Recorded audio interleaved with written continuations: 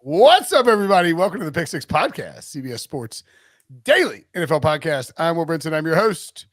This is the Week 8 recap. If you're listening to the pod, it's Halloween. Happy Halloween. If you're watching the podcast, it may still be Halloween because, as you can see, John Breech is dressed up like Danger Mouse. Mickey Mouse. Hello, Brinson. My God. Just kidding. Are you wearing like a? Are you just in an all black? There's my yellow boots. I got my. Oh my gosh. Make it stop. I got my red pants on. Listening to the podcast, it may be worth checking out the YouTube version, youtube.com/pick6, because Breech just showed us his Mickey Mouse bloomers. Yeah, this is the family show, Breech. Yeah. Well, you can't be Mickey Mouse and not have the bloomers on. What am I supposed to take them off? Oh boy, yikes! Like if you're watching on YouTube, you see Brinson. You do not want to go to the YouTube show because it's me in a dress. Dress up as Woman Flintstone. Is that 2013? This is sometime around the time when I ran the 49640. So oh, right. So 2013 in another dimension. Yeah. That's right. That actually took place in space. Ryan Wilson, of course, here as well. I told the story on the early. Does anyone want to hear the story about the Wilma Flintstone? No, move on. I think if anybody wants to hear it, then go back to the Early Odds podcast that we recorded at halftime, and you told the whole story there. You should say somebody in the comments just asked how the revenge parlay did, Brinson. Why don't you tell them that instead? Oh, how about the revenge parlay? They tried to kill the podcast parlay. Well, tell us what it was. What were the teams, the games? All right, so here I will tell you. So the games I came up with, I wanted Belichick against the Jets, and revenge is loose, right? Spike can count too. I wanted Geno Smith against the Giants, and I was justified in that sense because he even came out and said that was for Ben McAdoo and Jerry Reese. Yeah. So like he did want revenge for him. Okay. RJ vetoed that one. They also vetoed another one. I can't remember which one it was. But I had Dennis Allen against the Raiders. These are all money lines. Okay. Just those two games? Oh, those two games. And I was like, man, they're going to veto the Geno thing. I was like, hey, could I was like, I was going to do Wentz against his old team. And Pete goes, I think you can put the Commandos in there, get revenge against the Colts for trading them Wentz. And so I did that. And so Washington, the Saints, and the Patriots, 6-1. First ever revenge parlay cashed. Congratulations. Now you have to do one every week. No, that's the whole plan. Because Pete hates it, RJ hates it, and EK hates it, our boss. Well, much like the Hall of Fame, in which the Will Brinson Hall of Fame, everyone gets in, you can come up with a scenario where every game is a revenge game. Sure. Like, let me give you an example. A revenge game tonight. What's the first game we're talking about? I don't know. I'll probably look at the rundown in a minute. We'll take a look out, and then it is this first game we talk about every time we've done this podcast for the past 5 years. Wilson, the Sunday night game. Football. So, Brinson, before we get into the details, give me the revenge sort of angle of Bills versus Packers. Jake Kumaro, revenge game. There you go. See, Breech, you can go the revenge game for every single game. Kumaro goes revenge. There you go. I mean, again, it's that's us loudly yelling. Oh, the whole point of it is just Brinson's OnlyFans. Is that what it's called? OnlyFans account? Yeah, I love it. OnlyFans. I should get OnlyFans, I guess. Oh, smash the like button. Come on. If you're in the chat, hit the like button. Crank it up. Revenge, baby. You're like the guy who can do like party tricks, but your party trick isn't like magic. It's like give me any two teams, I can give you the revenge angle for those two teams. Right. I'm trying to tweet this out. Talk about the Bills and Packers got smoked. Well, not smoked. They covered actually, which is kind of surprising because they were getting smoked, man. But like the Bills, that felt the entire second half felt like the Bills kind of messing around while the Packers were busy trying to run the football to come back from down 17. I think they had to run the football because the offensive line was in a state of disrepair. There were no wide receivers to throw the ball to. They didn't have Alan Lazard or Randall Cobb to start. Christian Watson got hurt on the first series. Sammy Watkins was in and out of there. You're throwing touchdown passes to Samori Toure. Breech, you know where Samori Toure went to school and when he was drafted? No and no. Montana. Montana, then Nebraska, 7th round pick. So that's who we're targeting at this point in the proceedings. I will say this, and Breech, we talk about this frequently when it comes to Aaron Rodgers. Aaron Rodgers did not give up in the second half, and Matt LaFleur came out at halftime and seemed very fired up during his halftime conversation with the broadcast, and they sort of played like that. That said, I think Brinson's exactly right. The Bills said, you know what, this is like when you're playing high school basketball and you're the best team in the state and you're playing the worst team in the state and you're up by 800 points at halftime and you're just doing like the Harlem Globetrotters hooky dookie stuff for the final 20 minutes just to see what you could do. That's how Josh Allen felt like in terms of some of those throws he was making. But while you're doing the Harlem Globetrotter stuff, the bad team hits like 12 straight three-pointers and cuts the lead down. Washington Generals got red hot. Right, and they cut the lead from like 75 down to 12, so it looks like it was a close game. When in fact it was not. And Brinson, I feel like you hit the nail on the head saying that it felt like the Bills were toying with the Packers. Like it was a cat hitting a ball of yarn. There's 2 picks by Allen. We're like, we're not losing. I'm just going to throw him in there. I don't even care. The second one was terrible.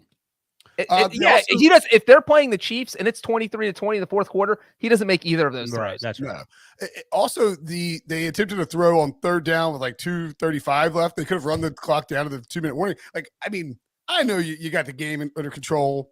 They're probably not going to score twice when they've scored 17 points, and one was that Toure bomb. But like, man, that throw was that was a Josh Allen 2018 throw. Like that was a relatively easy Josh Allen throw that he missed by a large margin. Brian J in the chat points out, no way the Bills are trying to try in second half. Y'all not say couldn't close. I mean, I don't think that they were like just like good. I do think that they were trying. They wanted to close because they were going for it on 4th. They were trying to pick up these first downs. The thing that concerns me, and I mean, it's good to be like aggressive and not be super conservative in that spot and just try to run the clock out. But like, you gotta look at the Packers and you see in the second half, an 11-play, 48-yard drive that lasted 6 minutes and 47 seconds. Their opening drive of the fourth quarter and resulted in a turnover on downs at the Buffalo 26. You see that, and if you're Buffalo, just wind the clock and you were going to get out of there and it's just not going to be a problem. So you said you were concerned. I wanted to hear the end of that sentence. What are you concerned about with Buffalo Bills? It's just like, you don't want to, we've seen Buffalo take, and not that they take teams lightly in the playoffs, but like they've scored 9 points, 6 points against the Jaguars last year.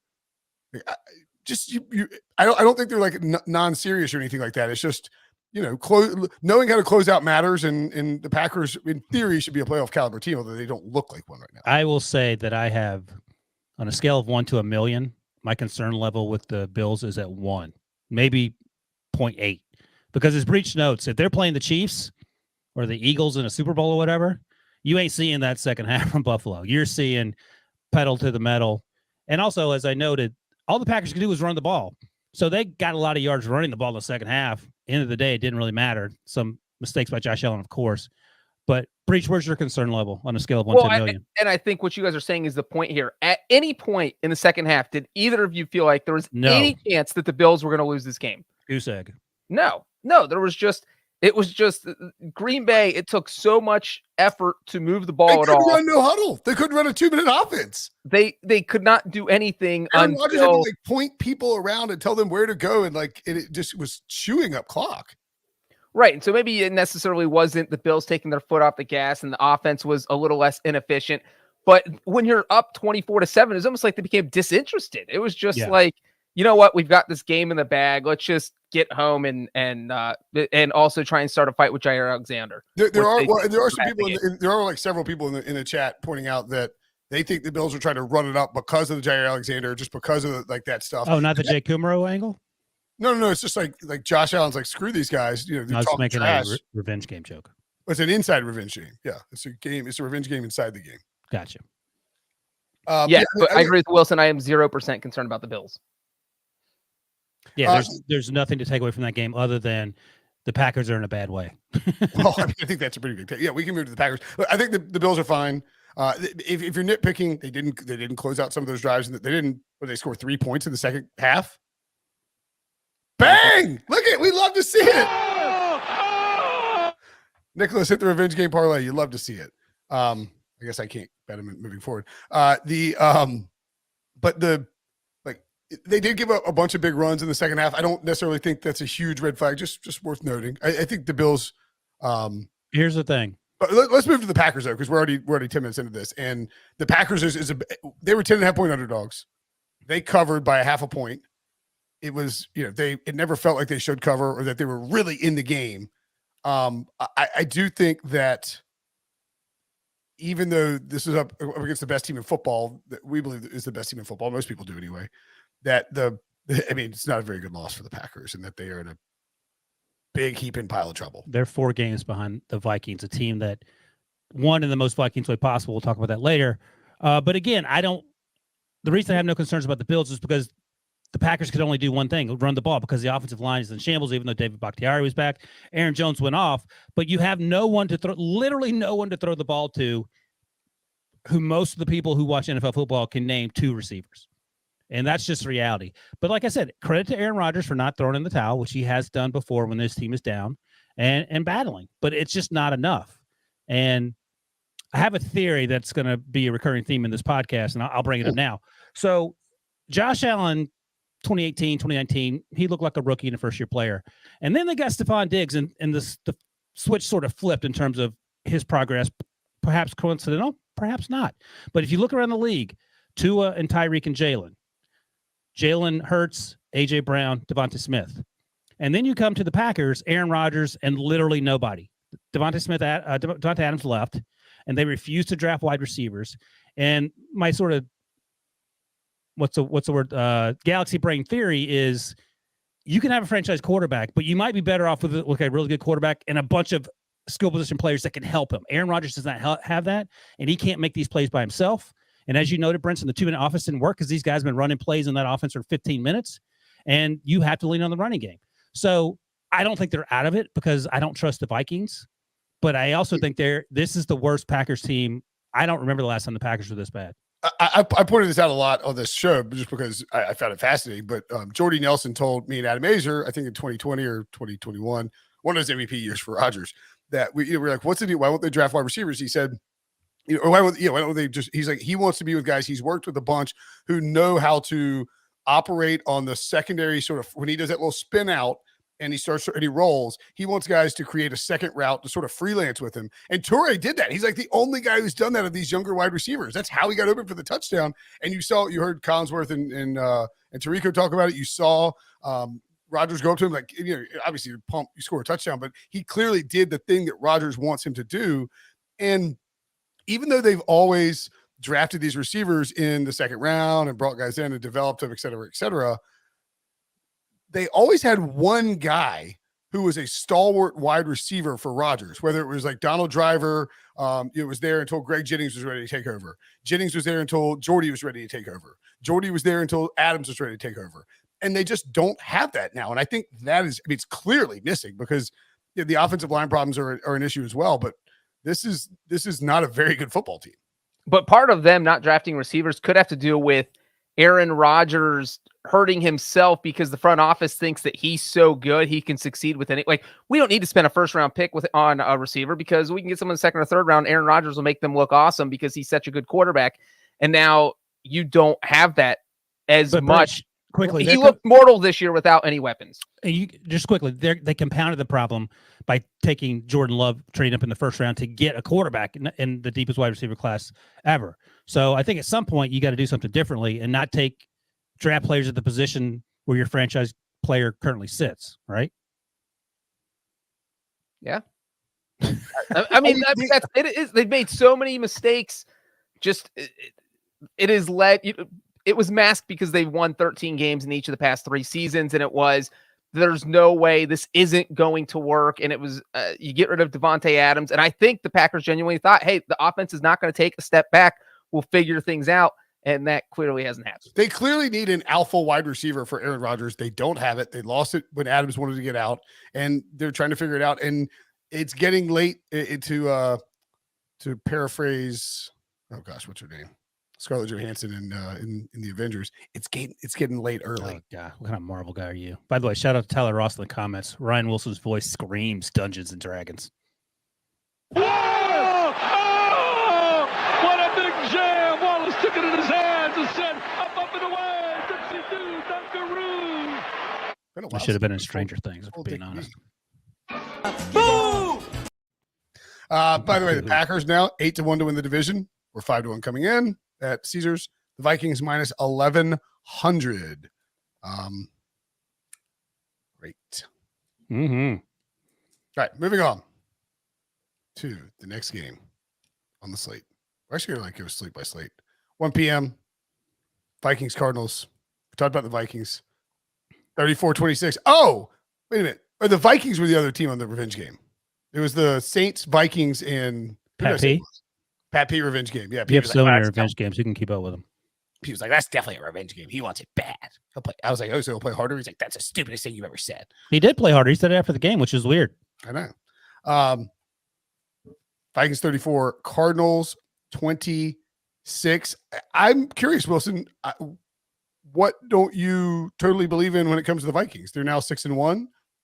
They're probably the second best team in the NFC. That's exactly what BMAC said during the post-game show, the post 4 p.m. games today on HQ. And I said, BMAC, you need to have the disclaimer that your cousin plays for the Vikings. And he played great for the Vikings. Absolutely. You don't think they're the second best team in the NFC right now? My only concern, he said, Ryan, they have 6 wins. I said, I get that. My only concern is that exactly like they can hear BMAC saying that. my only concern is that this feels like 95% of this game felt like the Vikings, except they won it because they get out to an early lead. They, dilly-dally around, let the other not very good team get back into it, try to give the game away, but the other team is so bad that they can't do that properly. And instead of, in the Mike Zimmer era, losing the game in an inexplicable fashion, they actually won. I just don't know if that's sustainable. Like, I like the new coach. I like the new GM. I like the offense. Justin Jefferson is fantastic. Pat P actually said after the game he played harder because of the disrespect he got from the Cardinals on his way to town. But I'm just concerned. Are they getting better? Are they stagnating in terms of the way they play from minute 1 to minute 60? Are you guys less concerned than I am about this? Yeah, yeah. I mean, the Vikings are, at this point, a lock to make the playoffs. Like Absolutely. And here's my issue. Don't get me wrong. They're not going to make the play. They are going to definitely make the playoffs. My issue, I didn't even mention, is Kirby Cousins. Like, is he going to be, which Kirby Cousins is going to show up? That's all I'm asking. Yeah. Okay. When we get to the playoffs, depending on the matchup, depending on the timing of the game. Oh, yeah. If Kirby's in that Monday night game, it's over. You're betting. That's what I'm saying. Of course, it is difficult to trust Kirk Cousins in a playoff game in a primetime spot in a big moment. But like, there's just not a whole lot of great teams in the NFC. Not that there's a bunch of great teams in the AFC per se. No, I agree with that. That's right. But the Eagles are. The Eagles are still undefeated. The Cowboys look like. But they're going to be around. They're not going anywhere. They got Dak back, and that defense made enough plays. But the point being is that, I think the Seahawks and the Falcons are winning the other two divisions right now. If somehow Rodgers and Brady turn it around, maybe it's a little bit different. But I think the Vikings are, assuming that Justin Jefferson and Dalvin Cook stay healthy. And they can, the scheme works for Kirk Cousins. He's not fighting an uphill battle against Mike Zimmer He's not fighting his coach. Yeah. Like, he and Kevin O'Connell are boys. By the way, revenge game for them next week. Oh God. Kirk Cousins at Washington is just a revenge game. Oh my God. We need a separate revenge game podcast. I know, right? We'll call it the revenge game. Oh, good. The point being is that this Vikings team is very balanced, has some elite weapons, can hang, has great home field advantage. That place is tough to play in. It's so bright there. Cliff Kingsbury had to wear shades. Skull. And I'm not saying that, and they're 6-1 with the Packers completely imploding. Quickly, I should add this name to the list. Kirk Cousins is a beneficiary of having Adam Thielen and Justin Jefferson. Another example of how really, really good wide receivers can help an above average quarterback, but not an elite quarterback, although some people maybe think the Kirk's elite. I don't know. Let's see. Let's keep going if you want. I was just going to point out. I was going to look at Breech. Any concerns about my? Sorry, I found it. Sorry. 64% Eagles get the first round bye. This is per 538.com. 19% the Cowboys get it. 12% the Vikings get it, and then the 49ers 0.8%. So if you get Kirk Cousins that first round bye, and he's got home field advantage throughout, maybe the scheduling gods are kind to you. Breach, any concern about my Kirk Cousins theory? Yeah, I mean, of course you're concerned with Kirk Cousins. Like, I think one person we've always compared him to is Andy Dalton. There And it what does Andy Dalton always do? He was good enough to get his team to the playoffs, but not do anything else. His ceiling was the wild card round. And that's where you feel like you're at with Kirk Cousins. So I do understand why you are hesitant to say, hey, this is the second best team in the NFC, because then that would imply that, hey, I think this team could get to the NFC title game. And it sounds like you don't have that kind of faith in Cousins. It's just that the Vikings have so many offensive weapons and their defense is just good enough to just help them win. You know, they're not out there giving up 30 or 40 points a game, and they did a good job for the most part today of shutting down the Cardinals offense. And the Vikings, like Brinson said, all the teams in the NFC are mostly mediocre. It's just a bunch of average teams. And the Vikings are the best average team, which puts them behind the Eagles. Right? Yeah, no, I'm fine with that. And I'm thinking long term. In the near term, they're second best team. That's fine. I think there's a chance that not a chance. I think it's the fact that the Vikings. I'll tell you what it is. The Vikings last year were so sort of not schizophrenic, but like they were so up and so down and so all over the place. And you knew the only thing you knew every week was they were going to be involved in a 1-score game and there was going to be insanity at the end. And if the other team scored on the Vikings, they were going to crank it up and put up a ton of points. And now it feels like they were a lot more balanced and they're winning these 1-score games. They feel a lot calmer, which also I think makes them a little less exciting or enticing to look at because they're not as you know, and as Breach likes to say, the head coach isn't trying to be Jekyll and Hyde. Somebody chat to that. That's better. Thanks. Yeah. I mean, think of all the 1-score games last year where they were losing. You're Kirk Cousins, you're on the field, and you just every time you look over there, you're like, God, Mike Zimmer wants to fight me. What kind of pressure does that put on you? You're not going to play well when you feel that extra pressure. Whereas Kevin O'Connell comes across more of Kirk Cousins' best friend and doing his best to make sure Cousins succeed. And he feels like the perfect coach for Kirk. If you want a friend, get a dog, Breach. That's what a coach once told me. And I bet Kevin O'Connell would buy Kirk Cousins a dog. Did you see? I missed this part. Did you see Patrick Peterson's what he did to celebrate one of his the Call of Duty? I'm glad you thought of that. I forgot about it. He sprinted into the end zone where he, quote, played an imaginary video game controller in front of the cameras. I think it was Call of Duty. That's what they call it, Modern Warfare. I'm not a gamer, so I don't know anything about that. Peterson smiled. I heard that game just came out. Oh, that is cruel. I think that was a shot at Kyler. Thank you, Ryan. I appreciate you just clarifying. Okay. Yeah, it wasn't a shot at Kirk. Kirk has probably never even heard of Call of Duty. Kirk has like a travel van. He's like in there. He looked at the Cardinals sideline because he felt disrespected on the way out of town and he wanted to go out there and get him. Team has a lot of talent. Vikings are good. Packers look bad. They're going to cruise to that division. Cardinals, by the way, Cardinals, fun fact, only bird team not in first place, bird mascot team not in first place in their division. You're a loser. Oh, that's nice. A good one. Nice job, Billy. What here's the question that I wrote down. How long are we going to watch this Arizona offense underachieve? That was my question after watching this. 3 years. I'm still until Kirk or Cliff, or until Kyler or Cliff is gone. One of them. So I'll ask every week until you guys change your mind or until something actually happens. Is Cliff Kingsbury getting fired this year? I don't think so. Breach, have you changed your tune? Or are you still buying in? I just do not think that ownership will fire him and pay out his contract after giving him an extension until 2027. Okay. But I also don't think that he can coexist with Kyler Murray for 2 or 3 more years because it feels like they get more and more frustrated with each other every single week. And it's like a couple that is just thinking about a divorce, and then but you know what? They're like, you know what? Our favorite show is on tonight. Let's watch that and stay together 5 more years. It's like they're like, we just had we just had 3 more babies. We had triplets. That contract is like the triplets. Yeah. Well, we already brought the stroller, so we might as well use it and stick we together. Can't break up now. We got triplets. Like, what are you gonna do? Yeah. There was a very slow process in getting those calls in for the Cardinals too. Evergreen comment. Well, and I was apparently there was a lady ref who somebody joked with like gave Cliff like a very somebody was joking about it. So I was looking for that. I searched Cliff just like Cliff, KLIFF on Twitter. That guy is getting just absolutely roasted by Cardinals fans. They're like, a screen on first down every time with this damn screen.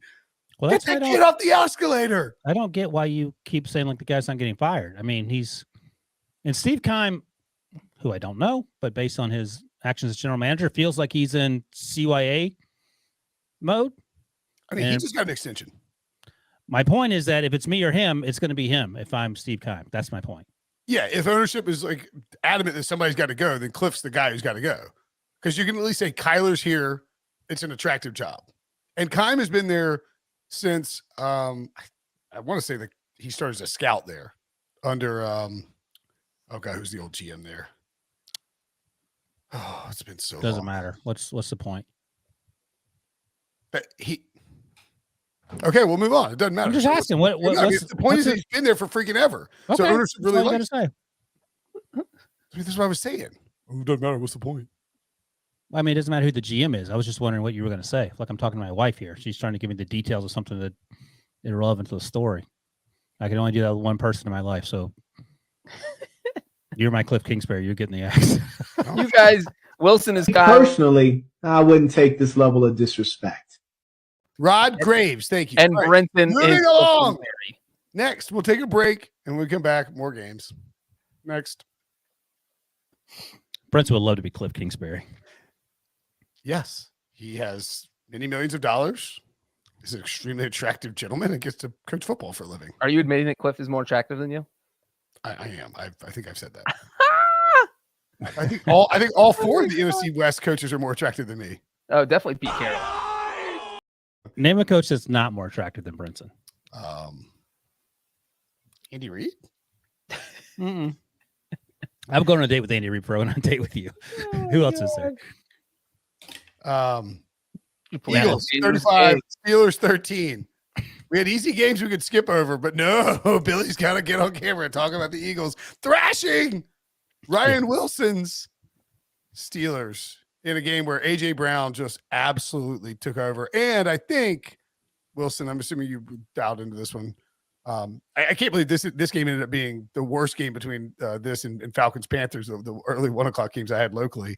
But I thought Jalen Hurts, one of his best games as a passer in this game. I'm sure Billy can confirm that. Billy, put your clothes on and come talk about your Eagles. Oh, there you are. Good job getting your shirt back on real quick. No, I mean it was a really good performance from Jalen Hurts, but I think the Steelers. I mean, they talked about it on the broadcast. Tony Romo said it as well. Teams are just either going to let the Eagles run on them or they're going to force Jalen Hurts to throw the ball. And the Steelers forced Jalen Hurts to throw the ball, and he threw for 4 touchdowns and he ran 200 plus yards. Twice. This was his lowest rushing. I think he had the lowest amount of rushing yards in his game today. He only had like 10 or 15 yards rushing, which is like 10 rushing yards on 2 carries. Yeah, like that's unheard of for Jalen, and he really just showed the world that he can throw the ball. Like that was his biggest knock. Can he throw the ball? Yeah, we know he can run. We know he can do the RPO stuff, but when he's forced to throw the ball, can he be accurate enough? Can he, get the ball downfield to his wide receivers? And he was able to do that. So, it was nice to see. Yeah, Jalen Winning has in 6 different touchdowns. ways. Jalen has 6 touchdown passes coming into this game. He now has 10. Some fun facts. Here's Second lowest rushing total in the start for Jalen Hurts. the past 18 games, including the playoffs. The Steelers have faced a second half deficit of at least 17 points 6 times. Yikes. This was such an ass whooping that Gardner Minshew was playing with 10 minutes to go in the fourth quarter. And here's the good thing. If you're like, again, we talked about this with Debo back in the day when he would talk to us, but he was out on Nick Sirianni over the first month and a half of the season last year. And now these guys, they're going to build a statue next to Rocky for Nick Sirianni. They love this guy so much. Next to Nick Foles and Doug Peterson. Yeah. But here's why this was, smart and also fortuitous that you're playing this super crappy Steelers team. You play on Thursday night. If you're the Eagles, you basically had a bye because you said all your best starters after 45 minutes of some half-ass football. You weren't even trying that they're whipping up on these clowns. So great news for your starters who have to play on Thursday. They'll be better rested. A.J. Brown did 3 wind sprints and caught a couple touchdowns. You take him out. Jason Kelsey Jason Kelce cared so little about this game that he was wearing a Batman mask on the sidelines, like he thought he was trick or treating. Hey, Travis Kelce was in the stands, by the way. Travis Kelce was in the stands, all decked out. I assume the guy with the hat, the Eagles gear next to him was like Mr. Kelce. He looks like He looked like Mr. Kelce. Hard ass. I mean, He had like a Doug Peterson hairdo with the visor on and sort of the butt cut. I like that. Yeah. So there are a lot of things to be thankful for prior to Thanksgiving and with Helen around the corner for an Eagles fan. Jalen Hurts is 10-0 in his last 10 regular season starts. Which is a franchise record. And this is how bad this Steelers defense is. Forget about the offense, which one of the first things I wrote down. Matt Canada still sucks. But one of the things about the defense is, do you know how many red zone snaps the Eagles had all day, Breech? My guess is that it wasn't many because they scored a lot of long touchdown passes. 5 touchdowns, 1 red zone snap. They scored a touchdown on the red zone snap, I believe. Yeah, it was a run by Miles Sanders, I believe. That's exactly right. So the that's Steelers, right, because AJ Brown should have had a 4th touchdown, but he got caught at the end, and then they ran it off left side. Very exhausted from doing all those sprints up and down the field. So the Eagles. So here's a question I ask, and you can laugh or you can try to take it seriously. Are the Eagles the best team in the NFL?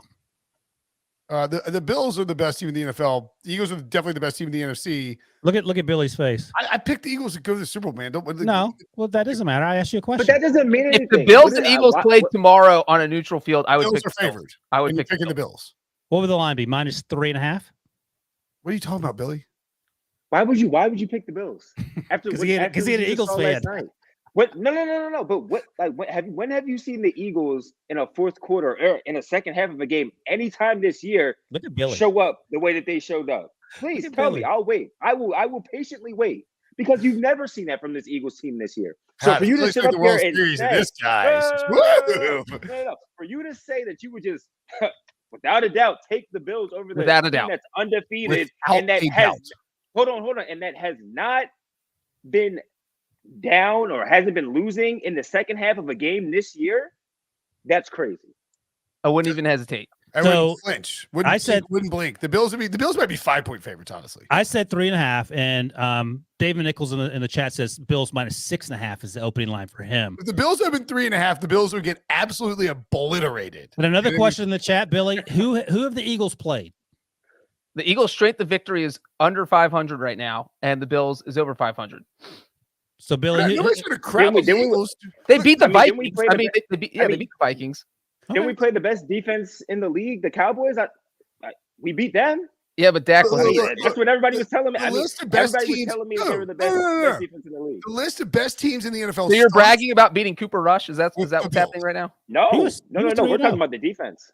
We're talking about the defense. And he was 3-0. He was MVP. That's what y'all were telling me. All right, That's what you were telling me. I can't believe we forgot to do the thing. We're going to do like Survivor Island where we vote some of these games off. And one of us, Wilson, was going to vote off Eagles. No, I was happy to talk about Matt Canada. Billy's going to be so sad when the Eagles lose in the first round of the playoffs. By the way, how about Matt Canada's play call in that first the left-handed Chase Claypool throw? Do you know the saddest part of that play? So, right, they were something in goal at the 2-yard line. They run an end around with Chase Claypool, who's left-handed, who throws a touchdown pass to the Watt brother that no one knows, Derek Watt, who's a fullback. And then they have the same camera that showed Ken Dorsey losing his GD mind, going crazy at the end of that Dolphins game. So they show the camera of Matt Canada, and he gets a little like obligatory fist bump from his assistant coach, like, "Yeah, you're not as bad as we thought you were. You could call a bunch of trick plays." I was he's like Canada stayed, like Canada didn't go home this week, and he's like, all right, I don't have a lot, but I've got this. Such a mercy fist bump. Get out of Tony here. Romo gave Matt Canada some credit. They were talking him up. Call. Like they were talking him up after that call. Like they had a chat during the week. And also, I just knowing what I know about Matt Canada, I can almost assure you that at some point over the past week that Matt Canada, in a chat with Tony Romo and Jim Nantz or whoever he was talking to, pointed out, like made sure that if something good happened that was his, like that he did, that he was going to get a lot of credit for it. Well, it worked because they were talking him up. Like you would have thought they were talking about Shane Steichen. Even if you were on Twitter, everyone was shocked. It was like if we were on a basketball court and you guys walked in and I slam dunked it, your jaw would drop because you'd be like, Breech, you're 5'6". How'd you Or slam it?" if you were on a football field and we walked out there and you threw the ball 40 yards, like we'd be But like, it's the what? last thing you would ever expect. And so that's why, and it's like, why can't Matt Canada diversify the playbook and come up with, you don't have to have crazy trick plays all the time, but at least keep the defense on its heels by changing things up. He's not great. So hold on, Wilson. One more thing. When do we get to the point to where Matt Canada is doing a disservice to Kenny Pickett? And Man, we're there. We've been. Are you from?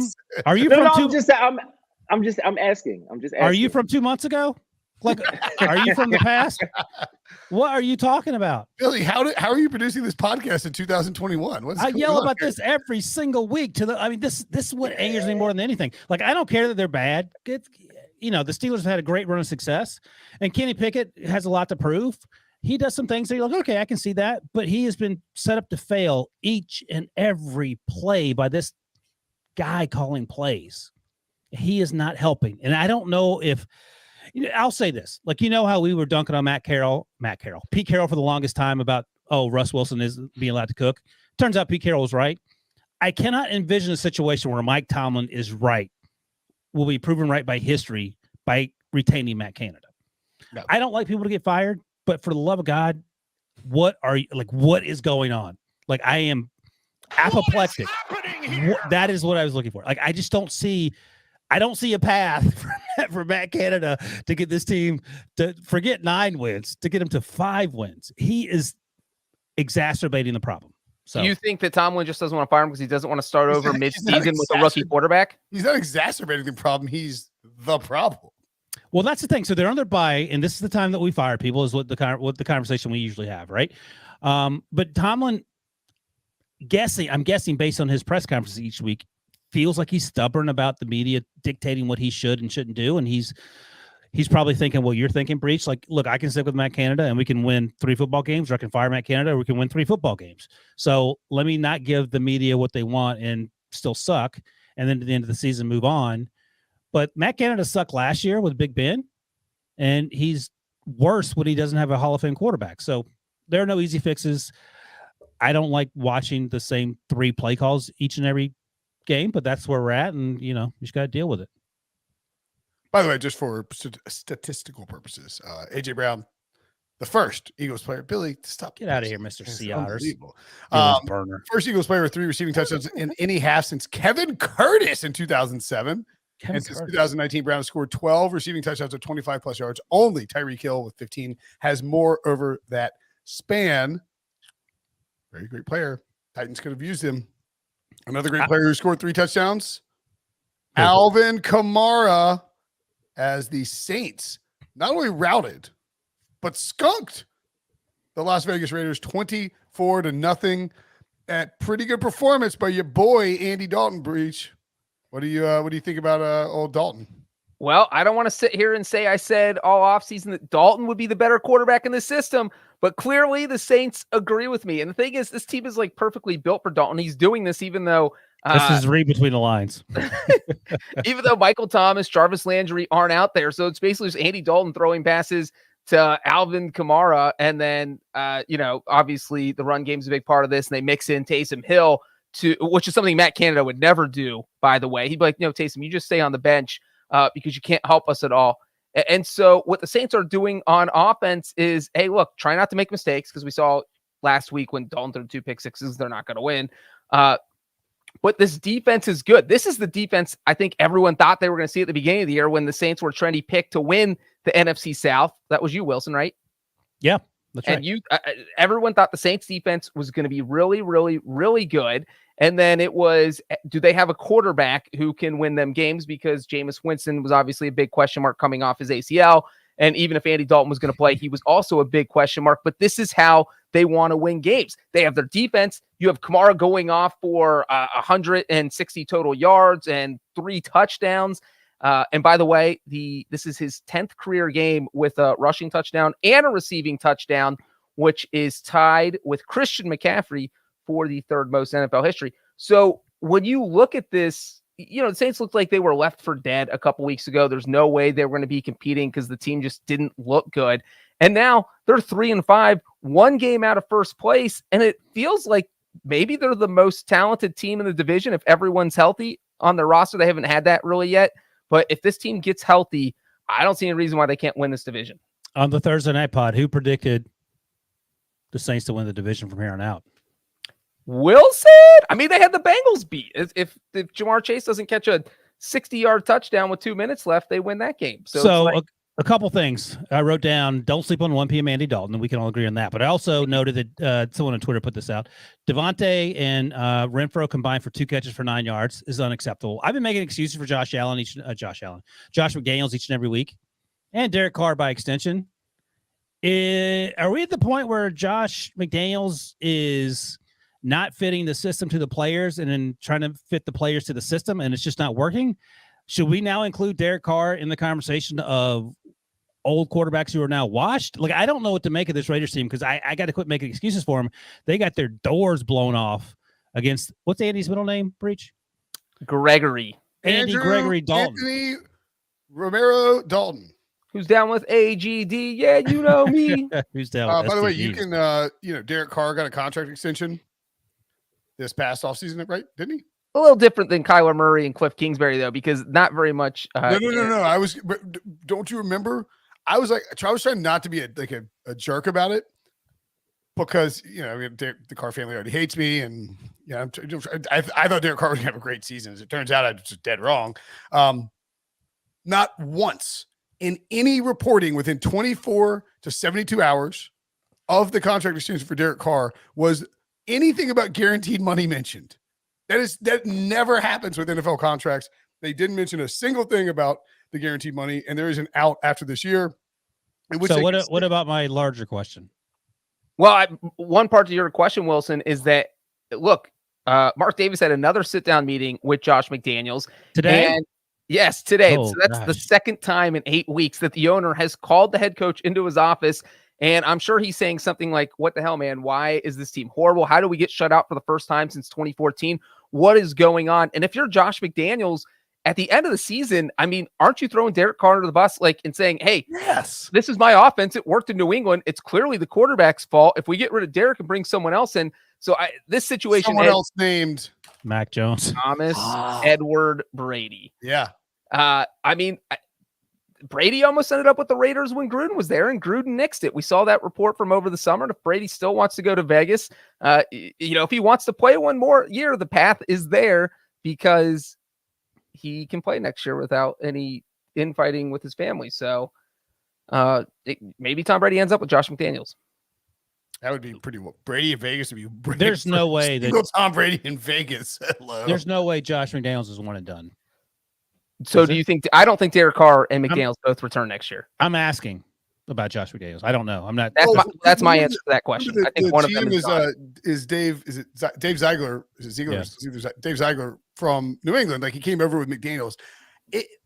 You have this disastrous run for 2 decades, and then you bring in John Gruden, thinking you saved the Raiders.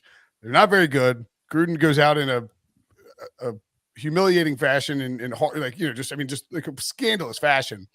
And then you bring in Josh, you lure McDaniels away from New England for his second trip as a head coach.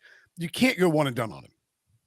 But the 2 meetings are definitely a red flag. Well, that's the thing. You can't go one and done on him in theory, but if the owner who has a bowl cut and loves to crush chicken wings is taking time away from the barbershop and the chicken wing shop to have meetings with his PF Chang. PF Chang's to meet with the coach who's underachieving, that's a concern. And I think that I'm all out of making excuses for Josh McDaniels because while he seems like a different coach than when he was in Denver, where he seemed sort of arrogant and know-it-all, and he feels like he's learned from that experience, this team sucks. There's no other way around it. I'd rather be arrogant and win a couple games to be And you can say, listen, Josh McDaniels, this isn't his defense. This is his offense. They have Devontae Adams. Derek Carr's a good quarterback. I mean, if Rick Bisaccia can get the most out of Derek Carr, Josh McDaniels doesn't have an excuse. So I don't know what to make of this train wreck. I still think they're better than the Cardinals, but that's it. And maybe they might still be the second best team the third best team in the division, but they're better than the Cardinals in terms of the Who are the Raiders? I mean, they beat the Broncos, right? right. They're better than the Broncos. They Set beat it the up. Broncos, who are now ahead of them in the standings. Yeah. So, like, I don't. Somebody asked, why can't you fire Josh McDaniels? I mean, you can. I do think the same sort of thing applies with the Cardinals as it does with the Raiders, in the sense that Mark Davis doesn't want to pay Josh McDaniels not to work there.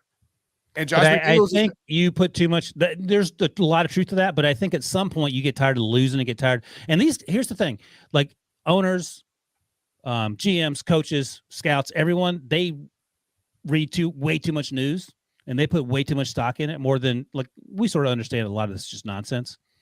And I think at some point you get tired of being the butt of the joke, and you're willing to eat the salary if it means getting better.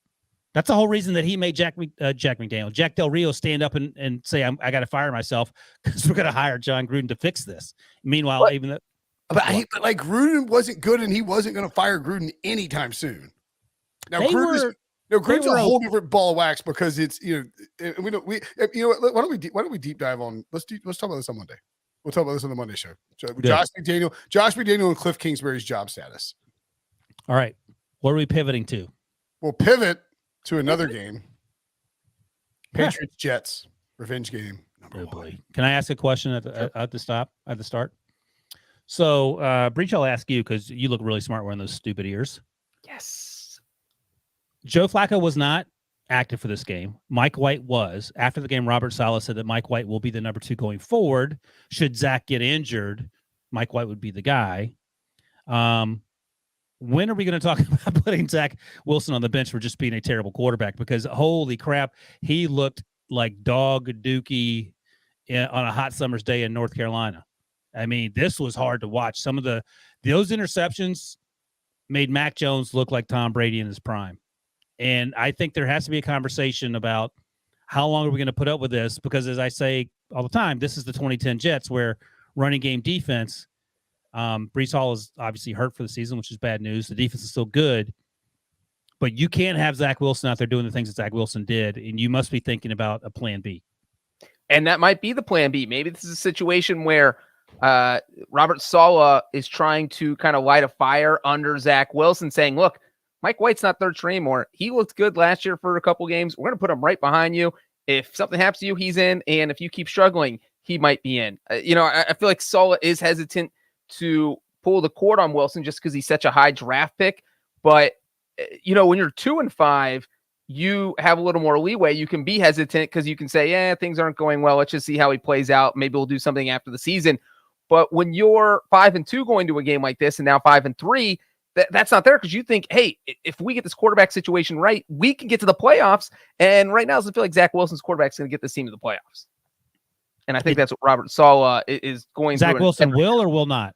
I think, no, he will not. Okay. No, I agree with that. I think he did not look great at all. Brinson? Not look great at all. He looked. And I know. Let me find this quote real quick. The only thing I'd say in Wilson's defense is that a lot of first and second year quarterbacks look horrible against Bill Belichick. So listen to this quote. This is from Rich Cimini of ESPN. Interesting quote from Zach Wilson, the second and third interceptions.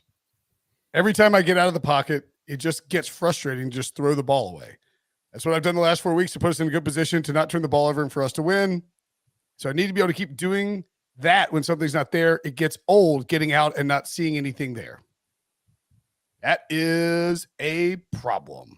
Is he calling out the receivers, or is he saying he's not patient enough to throw the ball away? He's just saying I'm not patient enough not to throw. Yeah, that's not great, because those interceptions were mind-bendingly terrible.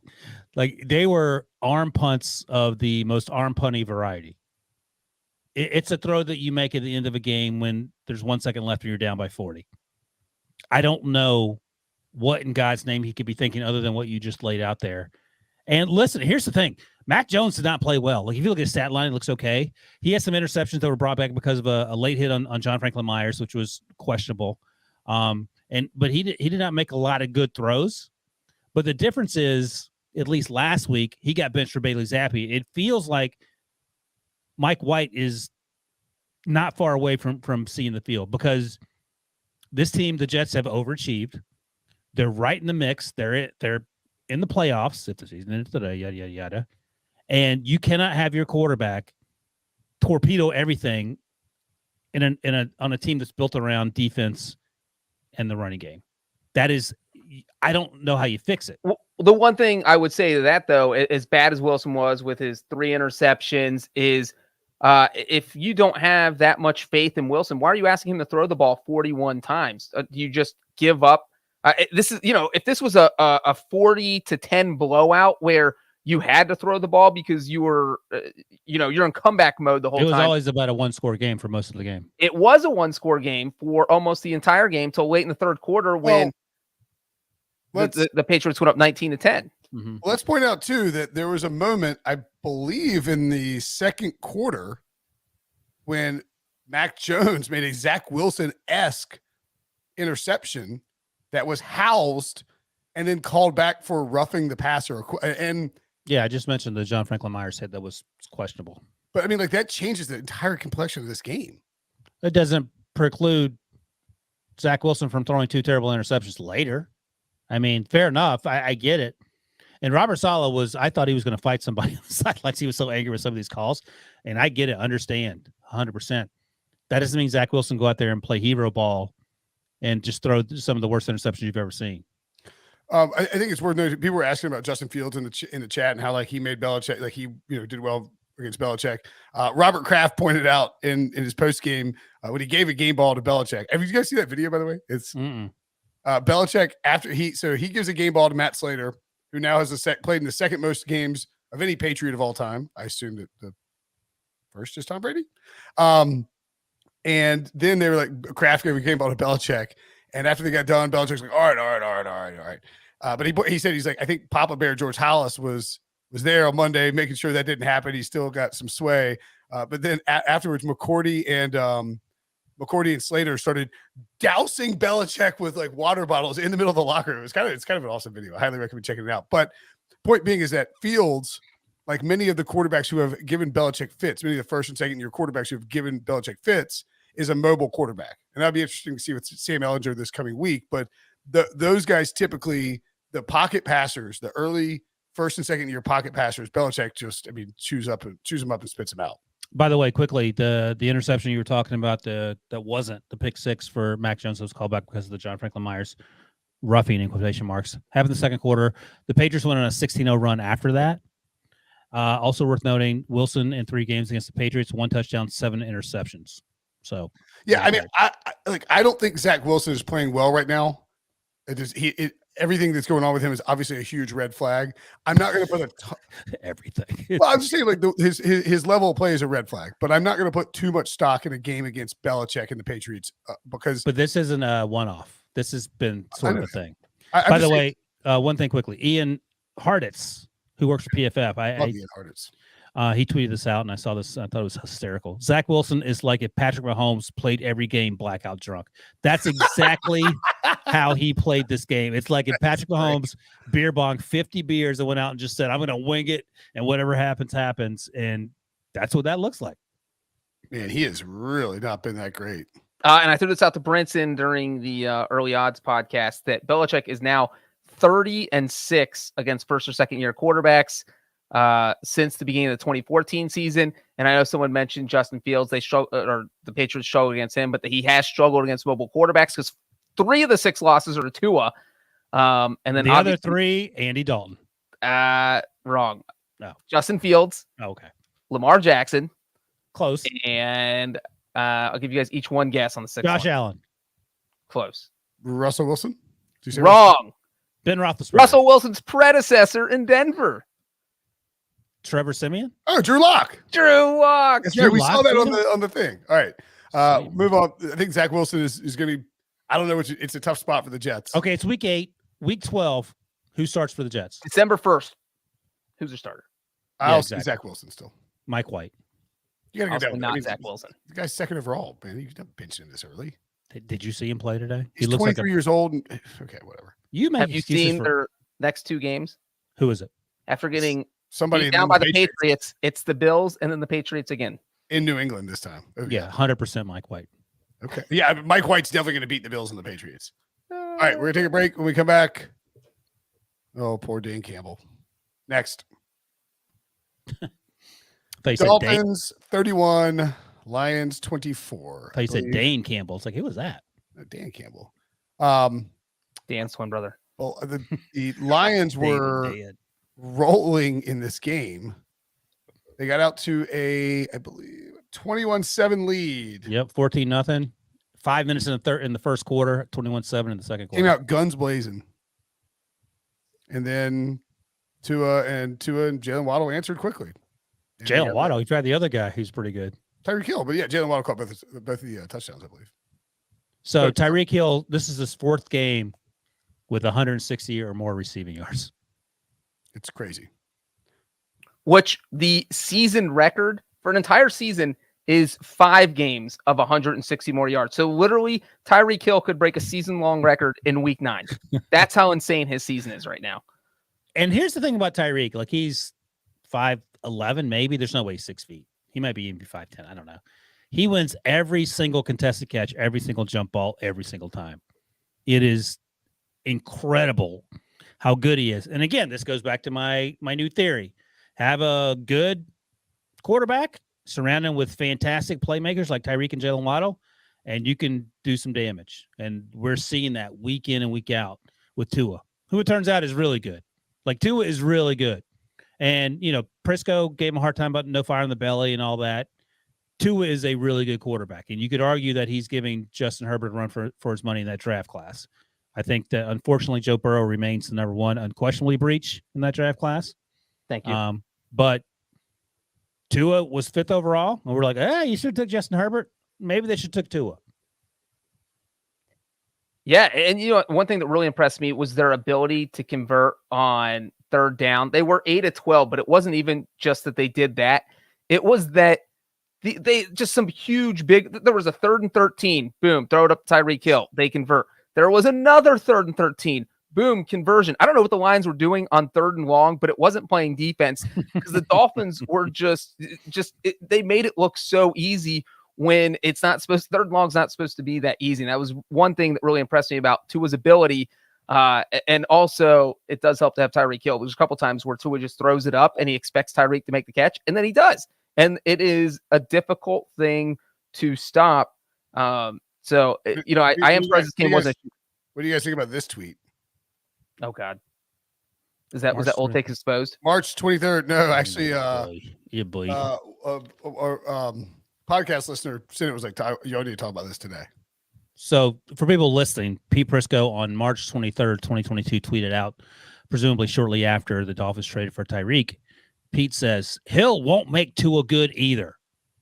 No, you know what? He will make him great, because that's exactly what's happening.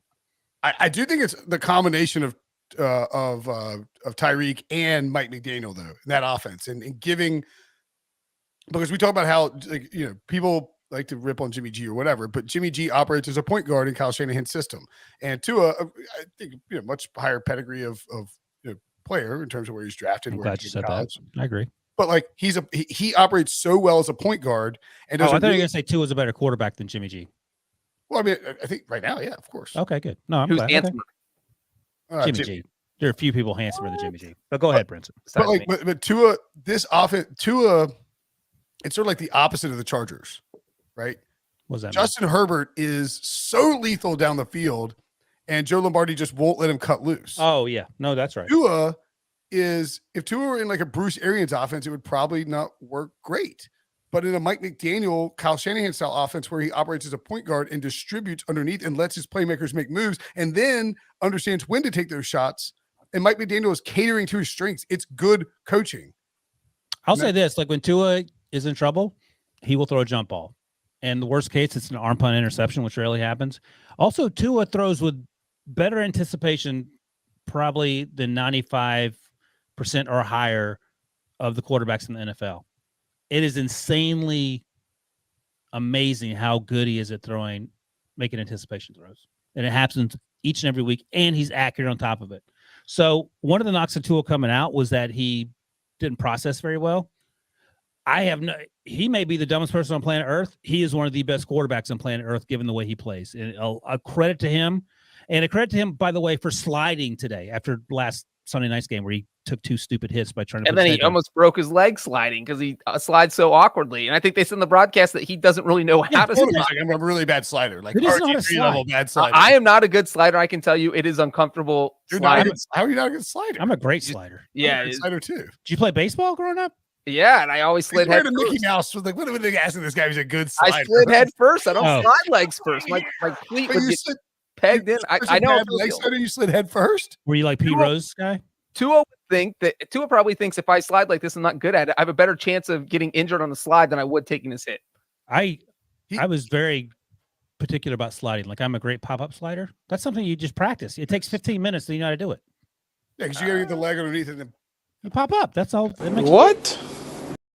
Yeah, Sliding Billy on dirt in a baseball field, I think, is easier than trying to slide on field turf. Okay. Making Not if excuses you for properly sliding. I'm trying to make slide it to easy for get Tua. down. I understand it. That's all I'm saying. I want to watch it now. I want like a video of Breech trying to slide. Oh, yeah. In the mouse costume or no mouse costume? All right, let me ask you this about the Lions. What's the bigger issue? Fixing the defense? Oh, God, Aaron Glenn, I want you to keep your job so bad, but it's not looking good. Or getting a quarterback? Because it feels like Jared Goff actually isn't the problem, but they're going to have a high pick, it looks like. And are you going to focus on the defense? Or are you going to that way? It does look that way.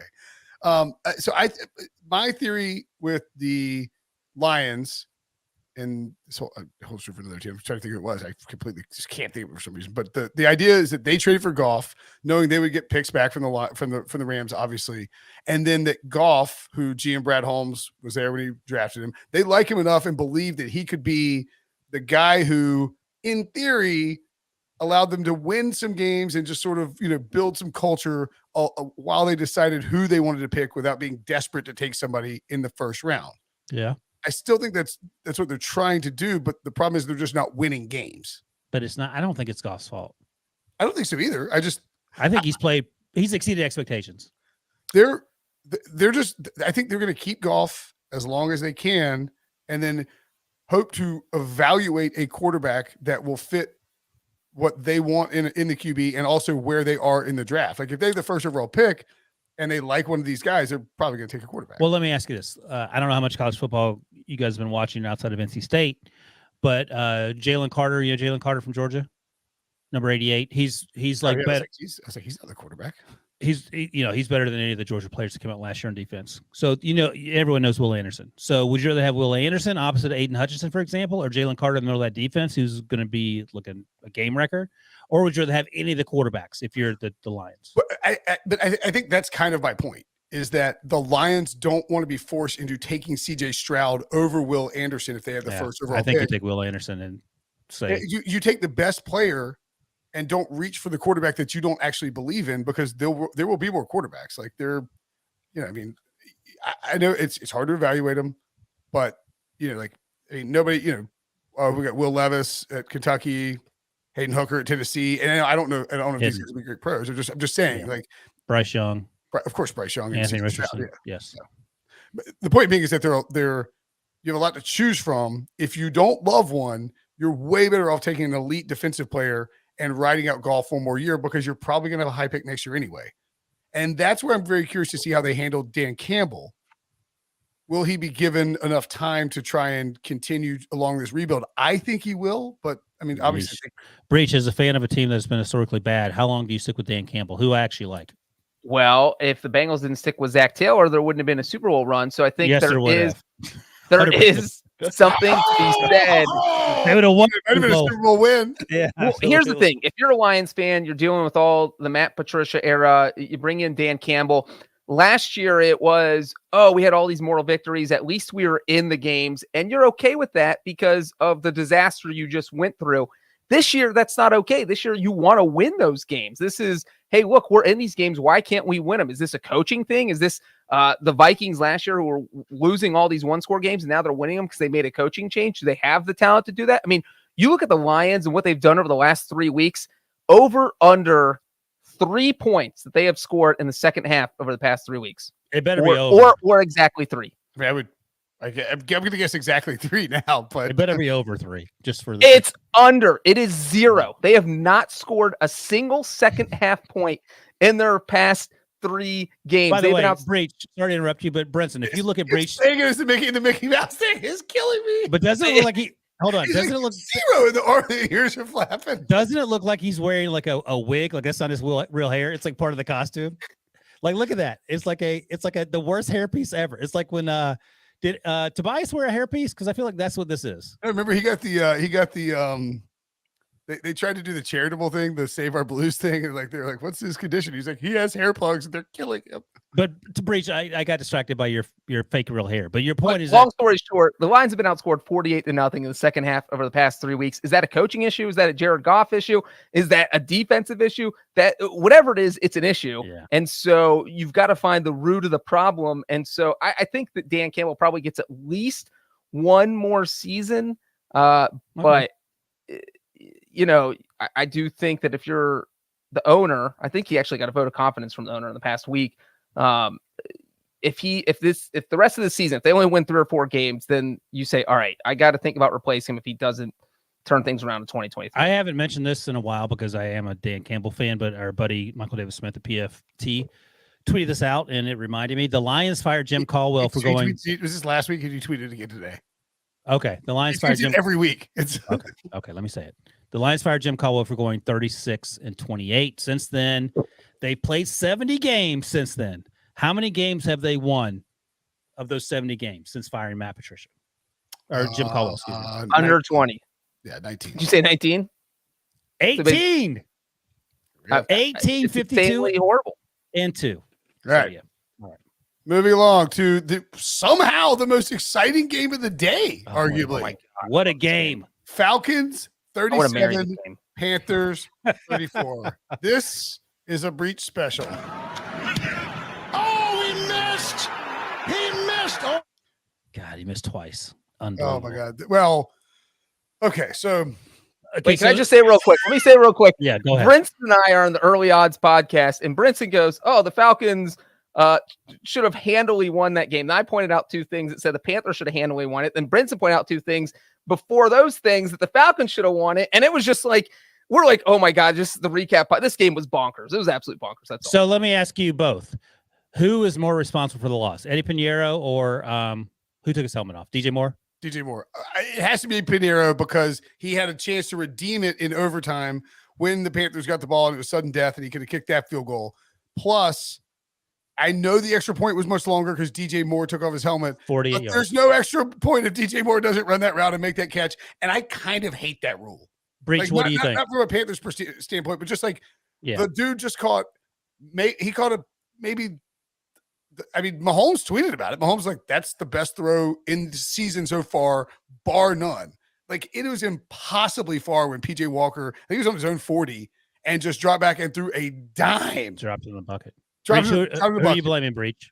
I'm putting it 90% on Pinheiro. And oh, wow. Okay. I agree. We all agree. For that is what Brinson said, is that Yeah. he had that second chance in overtime. It's the second possession of overtime. So a field goal wins the game. And this is not a 55-yard field goal. This is a 32-yard field goal. Chip shot. And if you make it, no one's talking about the DJ Moore helmet thing. Nobody's talking about your missed extra point. Nobody is talking about anything except for the crazy fact that the Carolina Panthers are in first place heading into week 9. But no, you missed it just the same way you missed the extra point. And go. And you could argue. I had a tweet like I was about to send out as he's lining up for that extra point. That was like because NFC South was going to be 3-5 across the board, and like, we were tracking towards the possibility of a team being 8-1, 6-10-1, 6-11, and winning this division. Like, that would be incredible, and yet it didn't happen.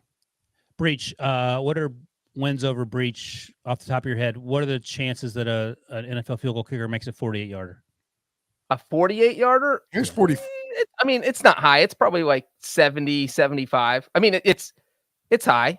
Yeah, that's so high. 48 or 44? No, it's 48. It was 48 extra point because of a 15-yard penalty. So he should have made that. Yeah, I mean, a 32-yard field goal is a much higher probability. Then you're talking about like 98%. So after the game, here's what he said. It hurts. I love this team, and I know they've got my back, and I know it's not going to define me as a kicker. Everyone misses kicks. Unfortunately, my time was today. I'm going to bounce back and be ready to kick. Breech, is he going to bounce back with the Panthers, or he's going to bounce back somewhere else? Yeah, he's probably going to bounce back somewhere else. And the thing is, kickers say that, but misses like that can stick with you if you're not stuck with him into overtime when he. Absolutely. That was good. And look, Steve Wilkes isn't tied to Pinheiro. That was Steve Wilkes ain't tied to the team. He's not tied to anyone, so he's gonna have no problem saying, "Yeah, this guy just cost us a game. I don't know if I want to hold on to him." And by the way, I will say that since this century, there's only been one kicker who has missed an extra point in the final 30 seconds of regulation, and then also missed a potential game-winning field goal in overtime. One kicker besides Pinheiro. Randy Bullock? Wrong. Jim Breech? Wrong, but you guys were on the right path because it is a Bengals kicker. Oh, isn't the guy that? Oh, it's Evan McPherson in week 1 this year and the Steelers. Wow. That's the only other time it's happened this century. And McPherson, he bounced back fine. The long snapper got hurt. Right. And he bounced back fine, but he's got like the big game mentality. Pinheiro's not. He's kind of bounced around. He was a high drafted player for a kicker. He'd already made a bunch of big kicks last year. He was dealing with a backup holder. Pinheiro just got hosed by DJ Moore, but again, DJ Moore caught the ball. Yeah, DJ Moore didn't hose him. You got to make right. Ed McPherson missed those kicks knowing his job was not on the line. This is different with Pinheiro. Also, I don't know if you guys saw this or not, but and not that it really matters, but there's a local North Carolina television station was like doing a pregame thing. They're like, yeah, it's like coming up at 1:00. The Panthers take on the Falcons in Atlanta. We've got a video of Eddie Pinheiro on the field taking some selfies, and he's just like down there, like walking around for like 30 seconds. And not that big a deal, but the optics of it look bad afterward. Could have been practicing kicks instead of taking selfies. Yeah. So I said this when Steve Wilkes was named interim coach. He could go undefeated. He's not getting this job. He's not getting this job, right? This team is playing a lot better. Steve Wilkes is not getting this job. Right, exactly. I mean, can they win the division? If they win the division, he's probably going to get the job. He is not getting. They can go undefeated. They can't now, but they can go whatever and one. He is not getting this job. I don't think he's going to get the job either. But I will just say this: David Tepper likely wants to make a huge splash. Exactly. He will have. He is putting out feelers already, presumably, if he's not an idiot, about who he could possibly get. He's got trying to find somebody who he can get. This is the Mark Davis syndrome, where Rick Bisaccia gets his team to the playoffs. I got to get Josh McDaniels. But here's the other thing too: is Matt Rule's entire tenure was this like floppy, embarrassing, like just. That's what he loved about him. It's like when you. I know, but I'm just saying Steve Wilkes is like put on professional airs. The team is trying hard. They're in games. I don't think he'll get the job. I think he'll get serious consideration. I don't think he gets serious consideration. Okay, shut up. That's the first one. We got to move on. But Billy's apparently telling us. All right. Thank you, Jack. Broncos 21, Jaguars 17. All right. Let me start by Broncos country. Let's ride. Breech's Super Bowl champ back alive. Let me start by saying this. I'll start with you, Breech, because I know Brinson's answer. How concerned should we be about Trevor Lawrence?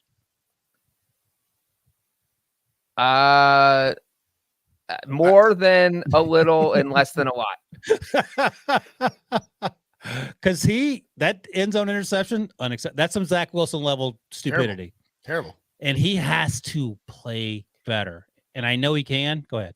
Well, I can literally point to 5 plays in this game that you can pretty much put on Trevor Lawrence. Obviously, the 2 interceptions, the one at the 1 yard line. If you think, and Justin Simmons made a fantastic play on that pick. But but if it gets over his head, it probably still gets picked because there was like 2 defensive backs back there. So there's no reason to throw that ball on your 1 yard line. You throw that away. You live to run another play where maybe you don't let Trevor Lawrence throw the ball. So that pick, the pick to end the game, again, the DB had an air cast on his hand and made the interception. Like, what are you doing, Trevor Lawrence? And then the Broncos only recorded. You heard him say the cast thing on the broadcast. He goes, he had a cast on. Like, are you kidding me? And then Trevor Lawrence the Broncos only sacked Trevor Lawrence twice, but they both came on 3rd down in Denver territory, knocked Jacksonville out of field goal range, and forced them to punt on both plays. I wouldn't put them 100% on Trevor because obviously, your offensive line struggling a little bit when you get sacked. But the fact that both sacks happened on plays where he held the ball a little bit too long because he's looking to make something happen downfield. And then there was another 3rd down where he took an intentional grounding that forced them to punt. And so those 5 plays were mostly Trevor Lawrence's fault and very costly and probably costing the game. Yeah, without the without Trevor Lawrence's mistakes, they probably win this game. Like Denver should be 2-6 and talk about trading Bradley Chubb and Jerry Jeudy and whoever else. Now that's probably not going to happen. Now the Broncos weren't very good. The Jaguars just lost the game. I said it last week. I think your take is probably the correct one in the sense that like you can't just not be concerned about Trevor Lawrence, which is like I'm closer to that, right? And you can't be overly like you can't be like, well, Trevor Lawrence is toast, which is where Wilson is closer to it. It is probably somewhere in the middle, like most arguments are. Of course, you have to be concerned, but my take again, I said it last week. I treat last year as a redshirt season in the NFL for Trevor Lawrence. I understand that's not how it works in the NFL, but that Urban Meyer thing, like he is basically learning as a rookie right now to me. Like this is how I thought he would look as a rookie. And he doesn't always look perfect, but he has his moments and then he has some really bad moments. That's to be expected. When he played at Clemson, he was playing like he's basically on the Bills and he's playing the Texans every week. Now that he's on the Jaguars, as Urban Meyer was, it's like playing Alabama every week. Yeah, welcome to the NFL, Urban. There is an adjustment. Peyton Manning was terrible his rookie season. But I'm not out on Trevor Lawrence. I will keep buying low on Trevor Lawrence, and I think it will pay off. When? Not this year. It didn't have to be this year. I'm just asking when. Is they? Like I said last week. I think you were plugging back in when I said, but I treat last year as a red shirt. No, I know. But you picked them to win the division, or let me ask you guys this: is there any way it turns into a Jared Goff situation where you're just kind of always on the fence until it finally gets to the point where, he's probably not going to get absolutely a lot better. That'll be 3 or 4 years from now. And I think Brinson's right. Like nothing's going to happen this year. And nothing's going to happen. Like 3 or 4 years from now, he could be Jared Goff for sure. I think you're really underselling. Jared Goff's not bad. I think you're really underselling. Like this is still very like what? So what is Mac Jones then? He could be Jared Goff or worse. But Trevor Lawrence, I use Jared Goff because Trevor Lawrence is a much number one overall pick, and Jared Goff is number one overall pick. That's fair. I would say Trevor Lawrence has a much higher ceiling than whatever Jared Goff is right now.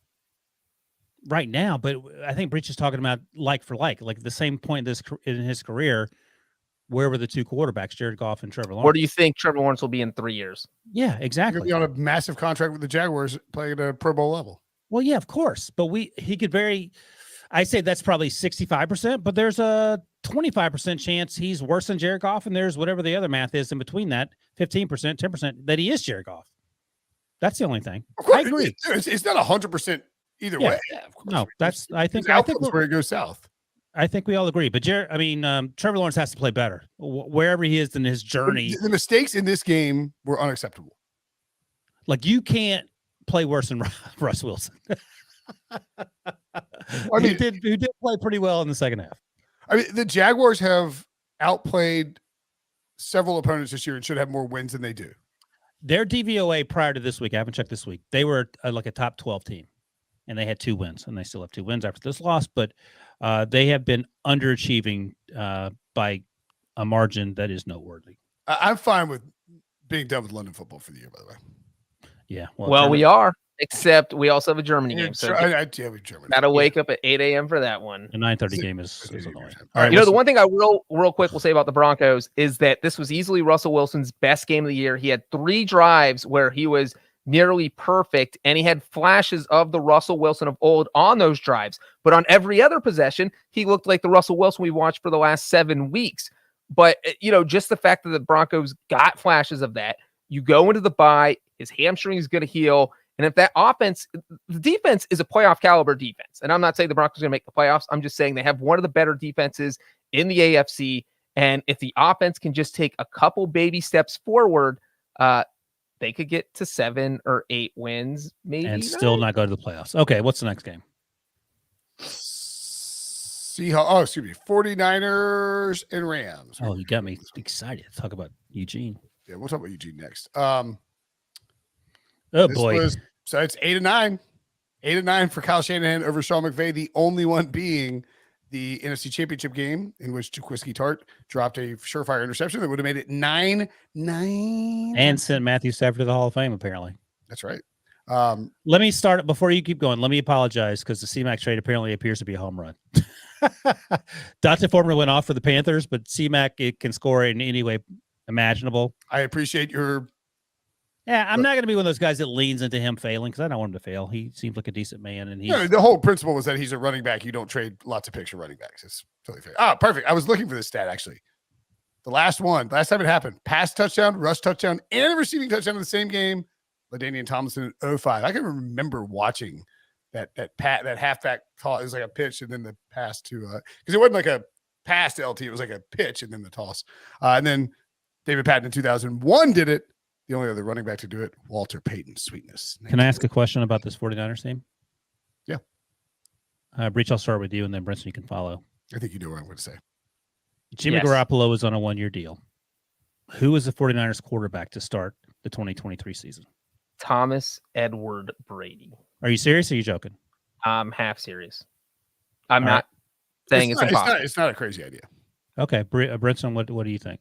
Because I mean, Jimmy Garoppolo is balling out. Oh, you were saying versus Garoppolo or Trey Lance. I don't think there's no way they're re-signing Garoppolo. I just can't see that happening. No, it can be anybody. Yeah, it can be Brady if you think so. Shanahan's not going to flip on Garoppolo after watching Jimmy lead him to the NFC title game. You let him walk. I feel like that bridge is burnt. Adios, sayonara. I mean, I don't know. You can build bridges back, buddy. If you go win a Super Bowl with the 49ers, and all of a sudden that bridge is chicken wire and duct tape. yeah, it's weird, man. Because the thing is that the more success that Jimmy has, the easier it is to say, okay, the Trey Lance pick was dumb. If you were like 5-12, you're fired, but you're 12-5 and making another Super Bowl run with Jimmy. So I'm not going to fire a team that's doing really well, even though that investment appears to be, or at least like incomplete or dumb or whatever it was. I don't think it's crazy that Jimmy G could be the starting quarterback. They'll have to re-sign him to a lot of money. That's the only thing. And I think, but I mean, we're you also could trade Trey Lance. I think you could trade Trey Lance and get a pretty decent return. We're 2 weeks removed from having a conversation about whether Jimmy's any good because he threw 2 picks against the Falcons and they lost a game they shouldn't have lost. And then obviously didn't help very much against the Chiefs last week. Jimmy is still in my Kirk Cousins basket. Like, I don't love him. I think he's good. He's not great. But I think adding Christian McCaffrey is transformative for him. It's like Jimmy Garoppolo is going to benefit more than anyone from that. Correct. Look, the whole reason they went to Trey Lance is because they wanted the upside of trying to Christian McCaffrey. I would bet that it's. I mean, if I think the odds I would set would be like -250 for Trey Lance, Jimmy plus 150, and then Tom Brady plus like 350 or something. I'd say plus 800 on Tom Brady. I think Tom Brady's done after this. I'm not getting smoked on Tom Brady 8-1 bets from the chat because he decides to come home and I mean, like, you could trade. I mean, if you got, I don't know. I think it's probably Trey Lance. All right. So are the Rams done because of injuries and the offensive line and no running game, and it feels like I mean, the biggest thing for the Rams, and I mean, Sean McVay admitted this. I'm not dragging him unnecessarily. They were throwing the ball to Cooper Kupp with like a minute and a half left, down 17 points, where they weren't even trying to go score or do anything, and he rolled up his ankle. If Cooper Kupp misses any significant time, they're toast. The season's over. The season's already over. I think this team has too many obstacles to overcome.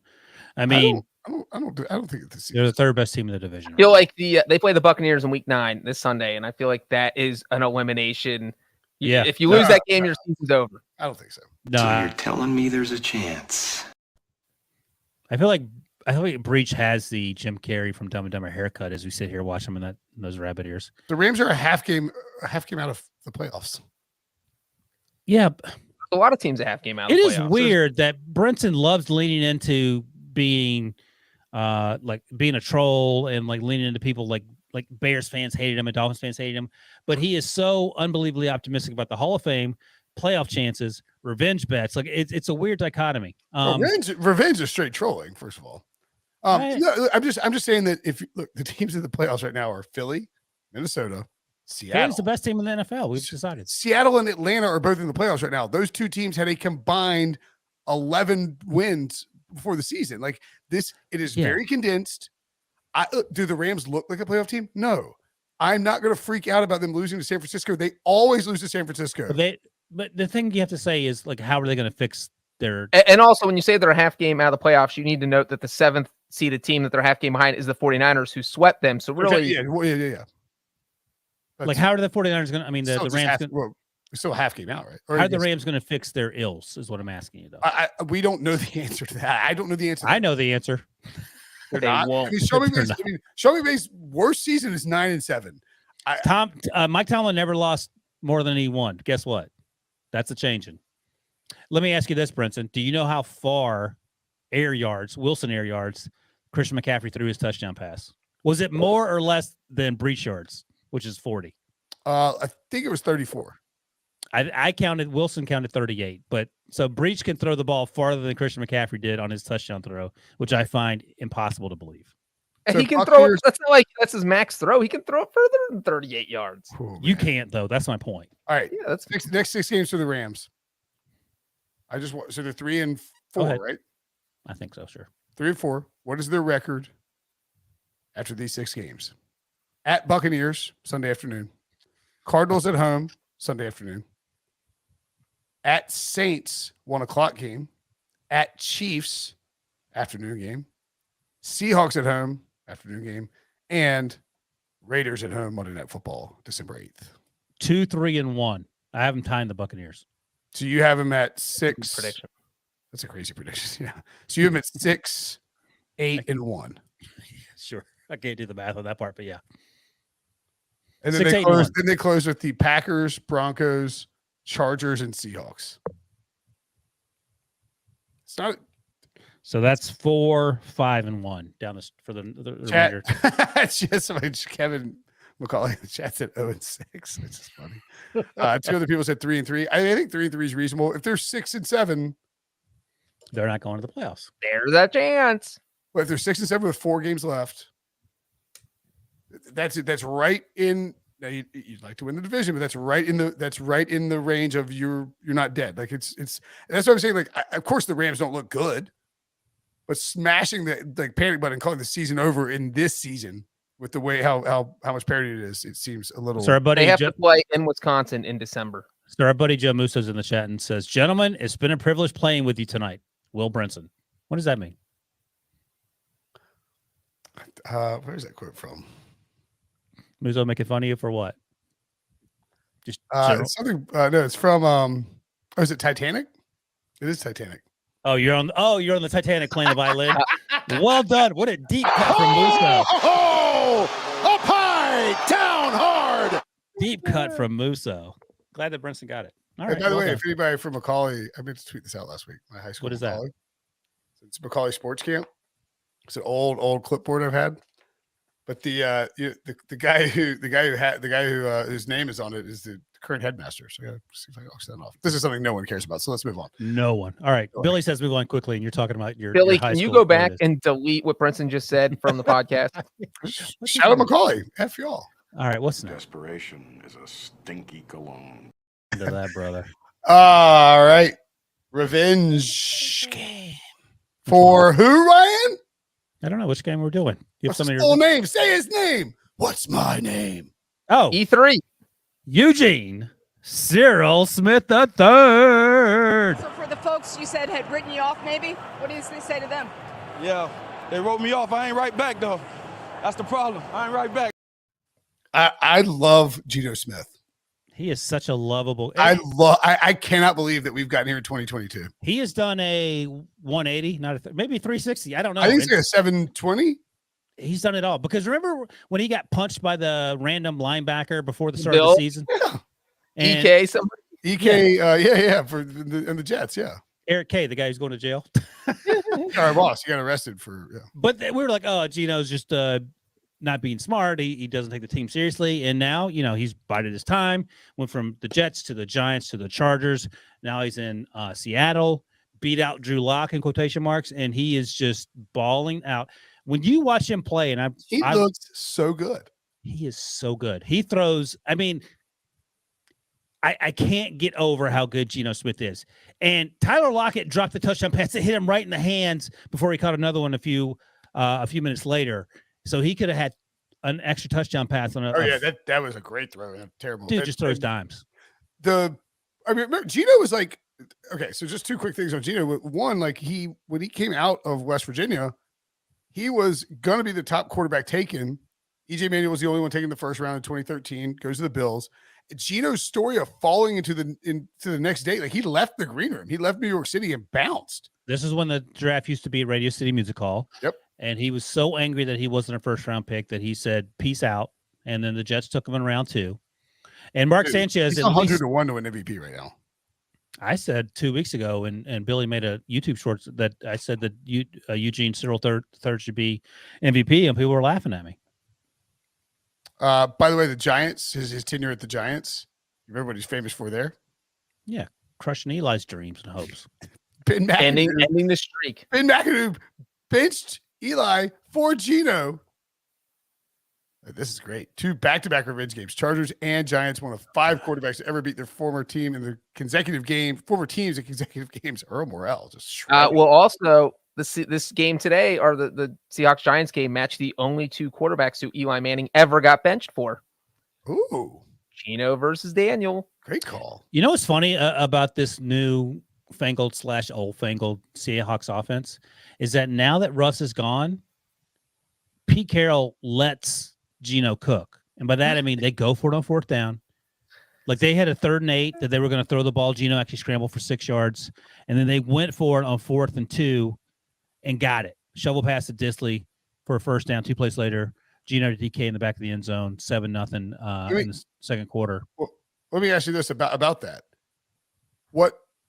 How much of that do you think is Pete being like, F it, I'm going to change everything I do and just do stuff that Russell would love to do and win in spite of him because, F him? Or is it, how much of it is Pete, after Russell became a star quarterback and sort of became the focal point of the offense, Pete didn't like the fact that he would go so off, like Geno doesn't go off script. Like we always like, oh, Russell, the magic means offense where you run around in the backfield, but like that's just what Russell would kind of do because that's what kind of player Russell was. And Geno stays very much in the system, but the system is working for him. So like, what do you think? Well, that's what it feels like. It feels like Pete Carroll did not like all the improvisation that Russell Wilson gave him. He's like, look, man, this is the playbook. You follow the playbook. Our offensive coordinators are multiple ones you have gone through.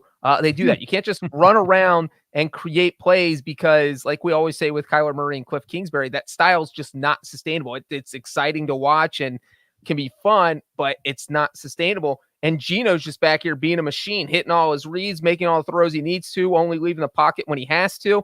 And Pete Carroll's just back there like, I knew my system would work with the right quarterback. And the funny thing is, Breech, Geno was 23 of 34, so he threw the ball 34 times. They ran the ball 25 times. The biggest complaint from Seahawks fans and the rest of us is that Russ wasn't allowed to do those sorts of things. But I think, Brinson, I think you're actually onto something. I don't think Pete Carroll's being vindictive. I think he's like, okay, I can trust this guy. And again, it just goes to show that a lot of times we don't know what we're talking about. Like when we're pointing fingers at guys like Pete Carroll and John Schneider for not taking advantage of Russ Wilson when you have him. The reality is I would imagine they're much happier now with Eugene Cyril Smith III than they are with Russ Wilson for obvious reasons. And have you seen his contract? That probably helps. We need to get a clip of Billy. We need, go ahead and mark down. We need to get Walter White saying, say my name. What's my name?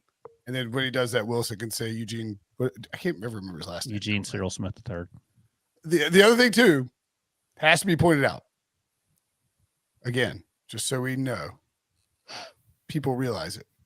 The Seahawks draft class is crushing it. And it is like, in my opinion, somebody tried to say it was like 2012 Seahawks, but they had Russ. It was a 3rd rounder. Like that's an entirely different atmosphere. This reminds me of the 2017 Saints draft class. They got all defensive guys in this draft class that are crushing it. What do they got? A stud running back. Oh, right. Kenneth in the 2nd round. Ken they got Ken Walker, just like Kamara in the 2nd round, I think, for the Saints.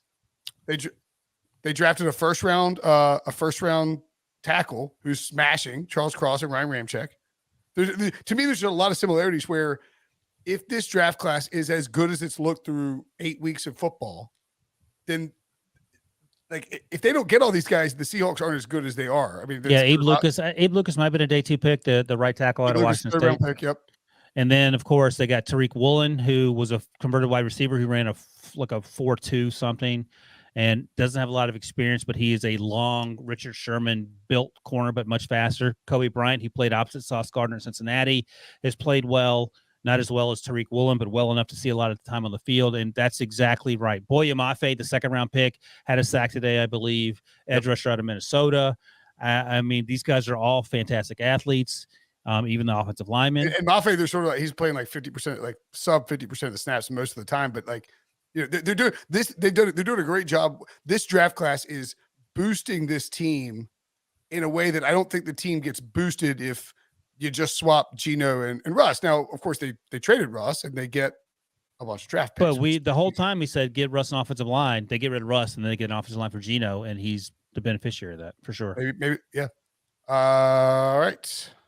Quickly, Richie James cost the Giants this game. He fumbled 2. Oh, yeah, he did fumble. Muffed 2 fumbles. Hopefully he's okay. He was concussed in the second one. Whether he was concussed or not, you just act like you're hurt, so they can take you off the field on the cart, and you don't have to face the wrath of fans who are angry. I know the Giants are not. And well, I mean, obviously it was huge because the Seahawks got 10 points out of that, but it really felt like the Seahawks were the better team. The Giants struggled to really do anything at all. You can't turn the ball over on 2 muff punts, though. Well, right. No, obviously you can't. This is just like the opposite of the Dolphins Lions. It lets the Giants off the hook for not doing anything on offense. I mean, you got to give some serious praise to the Seahawks defense, which was just god awful the first few weeks of the season. I mean, they were giving up points left and right. Give up 45 points to the Lions, 39 points to the Saints, and now you look at what they've done the last 3 weeks. The Cardinals couldn't even hit double digits. The Chargers got 23, but it was a garbage time score at the end. And then holding the Giants to 13. Like the defense has looked like Pete Carroll wants it to look. This feels a lot like not like the Legion of Boom, like when they won the Super Bowl, but sort of the same. Like I said, the 2010, 2011 Seahawks, but like it's working this time. Whereas, with Tavares and Matt Hasselbeck, it didn't work. And now with Geno, it is working and the defense is coming together. Ken Walker's, oh my God, I love Kenneth Walker. Here's the thing. He was my running back 1, and I was on set at Indianapolis sitting next to Breece Hall, who I love, who's my running back 2. And Jamie Eisenberg, in his infinite stupidity, said, "Hey, this dumbass said you're running." Stupidity. He's a troll. Jamie's one of the biggest trolls. He said Wilson said you're running back 2, and I thought Breece Hall was going to reach down my throat and rip my heart out. He said, "I'm top 2, and I'm not 2," and I was like. But you know what? Breece Hall didn't appear to be wrong, and maybe you weren't wrong either. Like both guys are really good. They're both great, and I like them both. The funniest thing for me in this game was, like I mentioned, Mark Sanchez was calling the game, and Jason Meyer had one of the field goals partially blocked, but it was a knuckleball breach. I don't know if you saw that, and he sort of hit the back upright, the back support. Stanchion, thank you. And Sanchez said that looked like a knuckleball, like from Chuck Knobloch, and I was like, wait a second. Chuck Knobloch had trouble throwing the ball to first base. Knobloch was a second baseman. They came back from break and he says, I meant Tim Wakefield. Sorry. I thought it was pretty funny. Yeah, that was good. All right. What's that? We're going to skip 3 games. Thank you, Jesus. But we're going to quickly note stuff about them, whether Billy likes it or not. You can't just tell us to shut up. 1 sentence on each. 5 seconds. Cowboys 49, Bears 29. Bears offense might be okay. Thank you for having design runs for Justin. Do you have a 5-second statement, Breech, or no? Cowboys now 8-0 all time. When Tony Pollard gets 15 or more touches in a game, they've averaged 37 points per game in those wins. All right, what's next? Billy Baker lineup had Pollard was like 65% owned. It was like 275% ownership. Insanity. Titans 17, Texans 10. This is easy, and we move on. Derrick Henry, 6 200-yard rushing games. I think he's tied with OJ and a couple others. Adrian Peterson. Peterson. Thank you, Breech. He also has in his last 4 games against the Texans 4 million yards, 200 plus rushing yards, and 2+ rushing touchdowns in every single game. That is wild. Play Adrian Peterson. Play Derrick Henry. Excuse me, when he plays the Texans. Breech, one question: is there a quarterback controversy after Malik Willis went 6 for 10? They let Malik Willis throw 10 passes, so I think that answers your question. And one terrible interception. All right, what's next? No. Finally, Commanders 17, Colts 16. What a game. I have a question. Is Carson Wentz better than Taylor Heineke? No. That's what I said before the season. Not even close. Breach, are you That encouraged was a by bad trade. Are you encouraged by Sam Ehlinger, Breach? I didn't see enough of him to. The answer is yes. He was not bad. They scored 16 points in games with Matt Ryan. They scored 16 points in this game. Jonathan Taylor had a terrible fumble. They didn't help him out at the end. Sam Ehlinger had a terrible fumble. It's not his fault. All right, Colts, what's next? Colts get smoked by the Patriots next week. Yeah, I can see that. That's it. That's the Oh, show. really? That's all the games. All right. M-I-C-K 40 minutes. It's not like crazy out here. M-O-U-S-E. Happy Halloween, fools. What is happening here? Thanks for watching. Thanks for listening. Happy Halloween. We will be back Monday. New live show, 1 o'clock. We're going to break down some of the bigger Storylines. You look, there's nothing wrong with looking like a woman, but you look like a woman right now. We'll break down some of the bigger issues. Make sure to hit subscribe, turn on alerts. Thanks for watching. Thanks for listening. For Breach, for Wilson, I'm Brinson. We'll see you guys later.